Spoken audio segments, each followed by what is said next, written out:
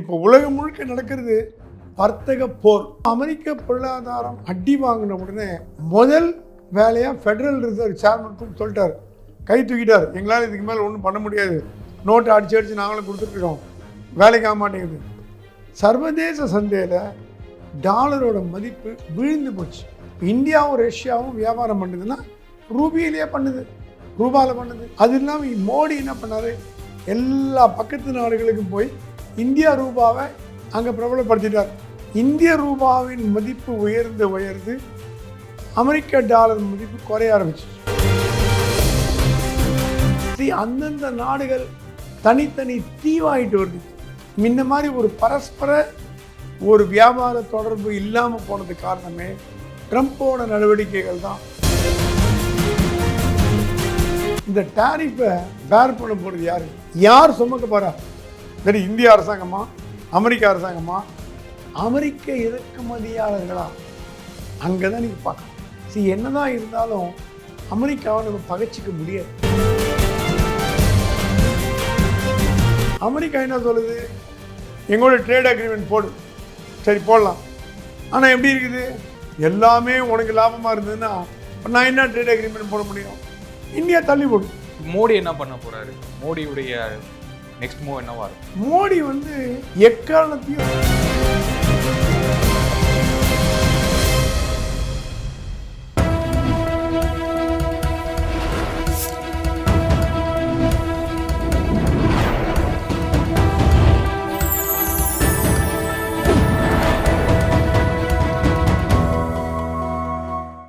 Channel 5 தமிழர்களுக்கு வணக்கம். இன்றைய நேர்காணலில் நம்முடன் இணைந்திருப்பவர் மூத்த பத்திரிகையாளர் திரு பிரகாசம் சாமி அவர்கள். வணக்கம் சார். வணக்கம் சார். அமெரிக்காவில் இறக்குமதியாகும் இந்திய பொருட்களுக்கு 50% வரி விதிக்கம் சொல்லியிருக்காரு. இது எவ்வளோ பாதிக்கும், இந்தியர்களுக்கு எவ்வளோ பாதிக்கும், வணிக ரீதியாக எவ்வளோ பாதிப்புகள் ஏற்படும் சார்? இது என்ன காரணம்னா, அமெரிக்காவில் பொருளாதார வீழ்ச்சி வேகமாக நடைபெற்று வருகிறது. இன்ஃப்ளேஷன் அதிகமாகிடுச்சு, அன்எம்ப்ளாய்மெண்ட் ரொம்ப ஓவராக போயிடுச்சு, டாலர் எக்கச்சக்கமாக அடித்து டிஸ்ட்ரிபியூட் பண்ணுறாங்க. கடந்த 2 ஆண்டுகளுக்கு முன்பு இருந்த பொருளாதாரத்தை விட இப்போ இன்னும் க்ஷீணமாக போய் நலிவடைஞ்சு போச்சு. ஏன்னா அமெரிக்காவில் எல்லா கம்பெனியுமே ஐஃபோன் பார்த்தீங்கன்னா 95% வெளிநாட்டில் பண்ணப்படுகிறது. பண்ணி அங்கே இறக்குமதி பண்ணி விற்கிறான் அமெரிக்கன் ஃபோன். மேட் இன் யூஎஸ்ஏங்கிறது மேட் இன் யூஎஸ்ஏ கிடையாது, அசம்பிள்டு இன் யூஎஸ்ஏ தான். மேட் இன் சைனா தான். ஆக்சுவலாக சைனாவில் பண்ணி, இந்தியாவில் பண்ணி, இந்தோனேஷியாவில் பண்ணி அமெரிக்காவுக்கு வருது. இதனால் பொருளாதாரம் மிகவும் பாதிக்கப்படுகிறது. இப்போ டெட்ராய்ட் எடுத்திங்கன்னா ஃபோர்ட் மோட்டார் கம்பெனிலாம் இழுத்து மூட்டர் லெவலில் போயிட்டாங்க. ஒரு காலத்தில் ஃபோர்ட் மோட்டார் கம்பெனி தான் அமெரிக்காவில் பிரபலமான கம்பெனி. ஃபோர்டு கிரைஸ்லர்லாம் இப்போ பார்த்தீங்கன்னா வெளிநாட்டுக்கார தான் அங்கே விற்கிது. டேட்டா, நிசான் இது மாதிரி தான் விற்குது, ஜப்பனீஸ் கார் தான்.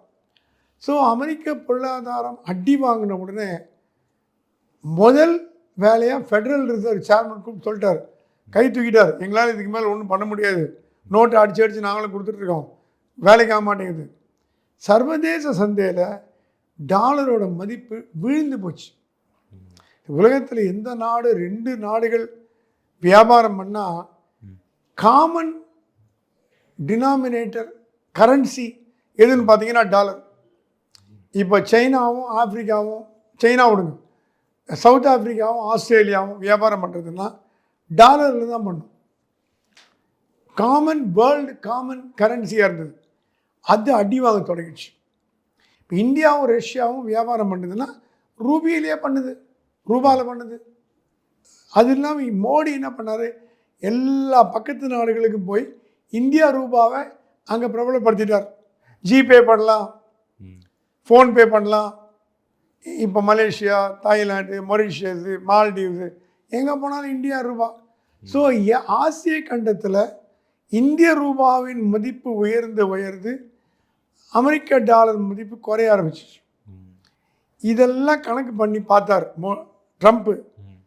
அது இல்லாமல் அவர் கொஞ்சம் ஈகோ பிடிச்சவர். நான் சொல்லி தான் இந்தியா பாகிஸ்தான் போர் நிறுத்தினேன் அப்படின்னு சொல்லி பார்த்தார். மோடி அதை ஆதரிக்கலை. அது உண்மை இல்லைன்னு மோடிக்கு தெரியும். அதுக்கு மோடி பதிலும் சொல்ல. இவங்க எதிர்கட்சியெல்லாம் கத்துனாங்க, பதில் சொல்லு பதில் சொல்லு.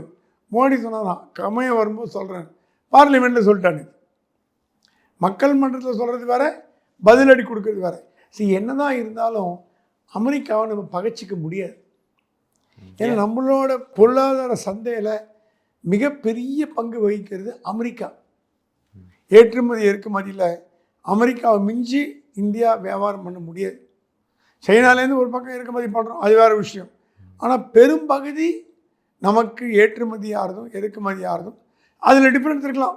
அவன் ட்ரம்ப் என்ன சொல்கிறான், நீ எங்கள் ஊரில் வந்து ஒரு உதாரணத்துக்கு 10 கோடி ரூபா விற்றுட்டு 1 கோடி ரூபா ஏற்றுமதி பண்ணுற, இறக்குமதி பண்ணுற, 10 கோடி ரூபா ஏற்றுமதி பண்ணிவிட்டு 1 கோடி இறக்குமதி பண்ணுற, எப்படி அது கணக்கு வரும்? Balance of trade. நீ 10 கோடி விற்றா 10 கோடி வாங்கிக்கோ அப்படிங்கிறோம். இந்தியா வந்து அமெரிக்கா சொல்கிறாங்கிறதுனால கண்ணை மூட்டு 10 கோடி வாங்க முடியாது. நமக்கு என்ன தேவையோ, நமக்கு என்ன வேணுமோ அதுதான் வாங்க முடியும். இப்போ அமெரிக்கா என்ன சொல்லுது, எங்கள் போர் விமானத்தை வாங்கு அப்படின்னு ப்ரெஷர் பண்ணிது. ஏன்னா அது வந்து விற்கிறதுக்கு ட்ரை பண்ணுது.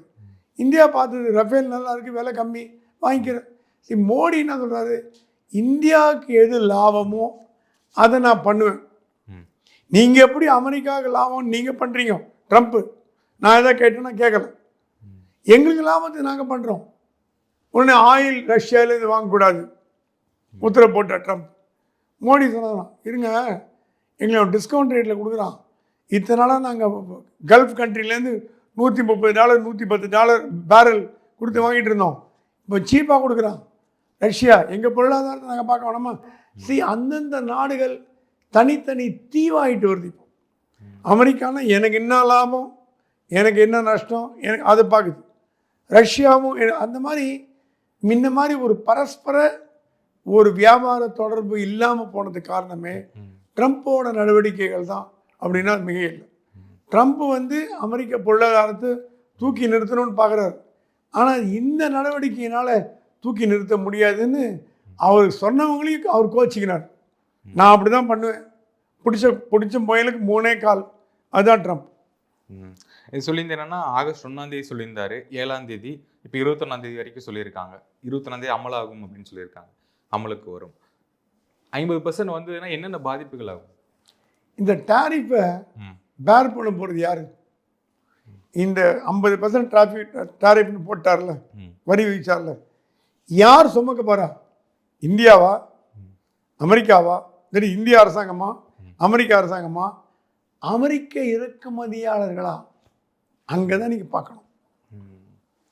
இது அமெரிக்காவிற்குள் வரும் இந்திய பொருட்களின் மீது 50% வரி போட்டிங்கன்னா, இப்போ ஒரு உதாரணத்துக்கு சொல்கிறேன், அங்கே வந்து அமெரிக்காவில் அரிசி விற்குது, ஒரு மூட்டை அரிசி $10 அப்படின்னு விற்கிறான். இந்தியர்கள், அமெரிக்கர்கள், சீனாக்காரர்கள், பாகிஸ்தான்லாம் வாங்கலாம். நாளைக்கு 50% போட்டிங்கன்னா பட்டேல் பிரதர்ஸ் காரணம், சப்சி மண்டி காரணம் ஏற்றிடுவான் வேலையை, $15 ஏன்னா நீங்கள் வேலை டேப் போடுறீங்க. அமெரிக்க மக்கள் தள்ள போய் முடியும். பாதிக்குது அவங்க தான் பாதிக்கப்பட போகிறது. அங்க மக்களும் தான் பாதிக்கப்படுறாங்க. மக்கள் நீ உன்னோட நடவடிக்கையினால் அதிகமான அளவு தொந்தரவை உள்நாட்டு மக்களுக்கே கொடுக்குற, நீ மற்றவனுக்கு கொடுக்கல. இந்தியா ஒரு ஒரு ஒரு மூட்டை அரிசி 1000 ரூபாய் 1000 ரூபாய் தான் விற்குது. இந்தியாவுக்கு 1000 வந்துட்டு போகுது. நீ போடுற வரியினால் பாதிக்கப்பட போகிறது உள்நாட்டு குடிமக்கள் அப்படிங்கிறத மறந்துட்டு நீ போடுற டாரிஃப் அவன் என்ன பண்ணுவான், ஜாஸ்தி வைப்பான். அப்போ இன்னும் அதிகமாக விலைவாசி ஏறும், பொருளாதாரம் வீழ்ச்சி அடையும், இன்னும் மோசமான இடத்துக்கு போகுமே தவிர இது வந்து நல்ல ஒரு தருணமாக தெரியல, நல்ல ஒரு முடிவாகவும் தெரியல. இல்லை, ஒரு கட்டத்தில் வந்து விலை அதிகமாக இருக்குது, வரி அதிகமாக இருக்குது, வாங்க வேண்டாம்னு ஒதுக்கிட்டாங்கன்னா இந்தியர்கள் பாதிக்கப்படுவாங்கல்ல. இந்தியாவிலேருந்து சில பொருட்கள் வாங்கி ஆகணுங்க. அங்கே இருக்கிற இந்தியர்களுக்கு அரிசி இல்லாமல் வாங்க முடியாது, பருப்பு இல்லாமல் முடியாது. நீங்கள் அரிசியாவது பரவாயில்ல, ஆப்பிரிக்காவிலேருந்து வாங்கிக்கலாம். சில அத்தியாவசியமான பொருட்கள், இராணுவ தளவாடங்கள், அப்புறம் வந்து ஃபார்மசி, மருத்துவ உபகரணங்கள், இதெல்லாம் இந்தியாவிலேருந்து தான் போகுது. அதனால் நீங்கள் இந்தியாவை புறந்தள்ளிட்டு அமெரிக்க பொருளாதாரம் மேல் நோக்கி எழுமான்னா எழுறதுக்கு வாய்ப்பு இல்லை. அங்கே கிட்டத்தட்ட 4 கோடி இந்தியர்கள் இருக்காங்க. அவங்களுக்கு தேவையானது விற்கிறதுக்கு இந்திய கடைகள் இருக்குது, பட்டேல் பிரதர்ஸ், சப்சி மண்டி மாதிரி. அங்கே நீங்கள் போய் பார்த்தீங்கன்னா நம்ம இந்தியன் சூப்பர் மார்க்கெட் எப்படி இருக்கும் அதே மாதிரி இருக்கும். எங்கேருந்து வந்து அந்த பொருள்லாம் இந்தியாவிலேருந்து தானே வருது. ஸோ அது அவங்க வாங்குறவங்க யார்? அமெரிக்க குடிமக்கள் தானே. அமெரிக்க குடிமக்கள் தான் போய் வாங்குறாங்க. ஸோ அவனுக்கு நீங்கள் பாதகமாக பண்ணீங்கன்னா நாளைக்கு உங்களுக்கு எப்படி ஓட்டு போடுவான்? இவர் வரி போட்டார்ப்பா, இவர் ஓட்டு கிடையாது. ஸோ எப்படி போனாலும் அவருக்கு தான் சிக்கல். இது அமர்ந்து பேசி அவரோட கோபமே வேறு ஒன்றும் இல்லைங்க. ரஷ்யா கிட்டேருந்து இந்தியா ஆயில் வாங்குது அப்படின்ற ஒரே கோபம். நான் சொன்னேன், நீ கேட்கல, நான் வாங்காதேன்னு நீ வாங்குற. இந்தியா சொல்லுது எங்கே தான் வாங்க முடியும்? எங்க கல்ஃபில் வாங்கினா 100 நீங்கள் வந்து காற்றல் போடுறீங்க. கல்ஃப் நேஷன்ஸ் எல்லாமே கூட்ட சதி பண்ணுது. ஒப்பெக்னு ஒன்று இருக்குது, ஆர்கனைசேஷன் ஆஃப் பெட்ரோலிங் எக்ஸ்போர்ட்டிங் கண்ட்ரீஸ்னு. நீங்கள் முடிவு பண்ணுறீங்க ஒரு பேரல் 120 ரூபா, 140 ரூபா, எல்லா கண்ட்ரியும் 140 ரூபா விருங்க. ஷேக்கெல்லாம் முடிவு போட்டாங்க. ஷேக் சொன்னால் எல்லா ஷேக்கும் கேட்கும். இப்போ திவால் ஆகி போச்சு. கல்ஃப் கண்ட்ரிலாம் காலி. இப்போது எவனும் என்ன வாங்குறது இல்லை, எல்லாம் வெளிநாட்டில் வாங்க ஆரம்பிச்சிட்டான். நீ இந்த மாதிரி டிமாண்ட் பண்ணால் நமக்கு 1/4 வரையில் ரஷ்யா கொடுக்குறான். ஏங்க நீங்கள் ஒரு கடைக்கு போகிறீங்க, ஒரு பேண்ட் வாங்குனீங்க, ஒரு ஜீன்ஸ் ஒரு கடையில் நல்ல ஜீன்ஸு 500 ரூபான்றான், இன்னொரு கடையில் அதே ஜீன்ஸ் 700 ரூபான்றான். நீங்கள் 500 ரூபா வாங்குவீங்களா? 700 தான் வாங்குவீங்க. ஒரே பிராண்டு டிஸ்கவுண்ட்டில் கொடுக்குறான். அதே மாதிரி வியாபாரம். அதை புரிஞ்சிக்காமல் ட்ரம்ப் பண்ணுறதுனால அவர் கண்ட்ரிக்கே அதிகமான அளவு துன்பம் வரும்னு அவருக்கு போக போக தான் தெரியும். ஏன்னா ஒரு காலகட்டத்தில் வந்து மோடி என்னுடைய சிறந்த நண்பர், இந்தியர்கள் என்னுடைய சிறந்த நண்பர் அப்படிங்கிற மாதிரி விளங்கினவர் தான் ட்ரம்ப். திடீர்னு இந்த ஒரு டிரான்சிஷன் எதுக்கு? ஆப்கி பார் ட்ரம்ப் சர்க்கார் அப்படின்னு சொன்னவர் மோடி. ஹவுடி மோடியில் போய் இந்தியர்கள்லாம் ட்ரம்ப்புக்கு ஓட்டு போடணும் அப்படின்னு மறைமுகமாக சொல்லி அதுக்கு இங்கே வந்து கிரிட்டிசிசம் வாங்கினவர் மோடி. ஆனால் ட்ரம்ப் சொல்கிறேன்னா எனக்கு மோடிக்கும் பிரச்சனை கிடையாது. மோடிக்கு மேலே நான் வரி விதிப்பு பண்ணுறேன்னா 2 நாட்டுகளுக்குள்ள பிரச்சனை. மோடி மேலே நான் அன்பாக தான் இருக்கேன், நட்பாக தான் இருக்கேன். எனக்கு மோடிக்கு சண்டை கிடையாது. அமெரிக்காவுக்கும் இந்தியாவுக்கும் உள்ள உறவு, வெளியுறவு கொள்கை, வர்த்தக கொள்கை. ஏன்னா அமெரிக்கா என்ன சொல்லுது, எங்களோட ட்ரேட் அக்ரிமெண்ட் போடு, சரி போடலாம். ஆனால் எப்படி இருக்குது, எல்லாமே உனக்கு லாபமாக இருந்ததுன்னா நான் என்ன ட்ரேட் அக்ரிமெண்ட் போட முடியும்? இந்தியா தள்ளி போடு. இந்தியா சொல்லுது நீங்களும் சம்பாதிங்க நாங்களும் சம்பாதிங்க. இப்போ உலகம் முழுக்க நடக்கிறது வர்த்தக போர். ஏன்னா இதே அமெரிக்கா ஐரோப்பிய நாடுகளை கண்டனம் பண்ணுறதுக்கு பயப்படுது. என்ன பண்ணுது, இந்தியா ரஷ்யா கிட்ட இந்த ஆயில் வாங்கி ரிஃபைன் பண்ணி அதானி அம்பானி கம்பெனி யூரோப்புக்கு விற்குது. நீ யூரோப்பை வாங்காதுன்னு சொல்ல முடியுமா? கேட்க மாட்டான். இத்தனைக்கும் உங்கள் நாட்டோ தான் வரலாம், உங்களோட கூட்டாளிங்க தான். கேட்க மாட்டான்.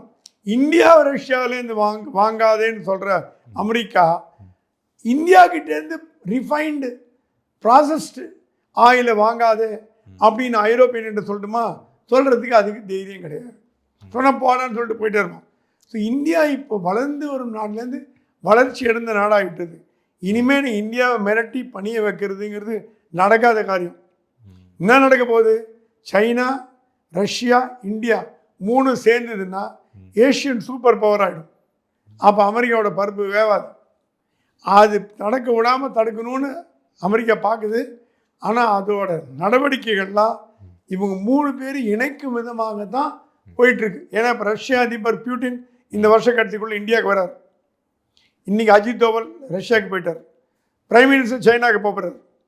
ஸோ 3 நாடுகளும் தங்கள் ரஷ்யா சொல்லுதான், இந்தியா நீ கவலைப்படாத, சைனாவை நான் பார்த்துக்கிறேன், உனக்கு எதிராக போக மாட்டான், நம்ம 3 பேர் ஒன்றா சேருவோம், சேர்ந்து நம்ம வியாபாரம் பண்ணலாம், டாலரை குறைப்போம். இப்போவே டாலர் 10% வேல்யூ குறைஞ்சி போச்சுங்க. இன்னும் டாலர் மதிப்பு குறைஞ்சதுன்னா அமெரிக்கா ஏன் உலகத்தில் வல்லரசாக இருக்குது? டாலர் என்கிற ஒரே வார்த்தை. அந்த டாலர்னால தான் அமெரிக்கா மேலே ஒரு மோகம், அமெரிக்காவோட வல்லரசு. அந்த டாலர் அடி வாங்கிட்டுனா அமெரிக்கா வந்து ஒரு 3ஆம் தேர்ட் வேர்ல்ட் கண்ட்ரியாக மாறத்துக்கு வாய்ப்பு இருக்குது. இது ஒரு வர்த்தக போராக வர்றதுக்கான வாய்ப்புகள் இருக்கும்ல? வர்த்தக போர் இது வந்து ட்ரம்ப் எந்த அளவுக்கு இம்ப்ளிமெண்ட் பண்ணுவான்னு தெரியல. இப்போ மோடி என்ன பண்ண போறாரு? மோடியுடைய நெக்ஸ்ட் மூவ் என்னவா இருக்கும்? மோடி வந்து எக்காரணத்தையும் ரஷ்யாவை கைவிட மாட்டார். அமெரிக்கா இந்திய உறவாவது மேலும் கீழ் இருந்திருக்கு. Russia trusted nation of India.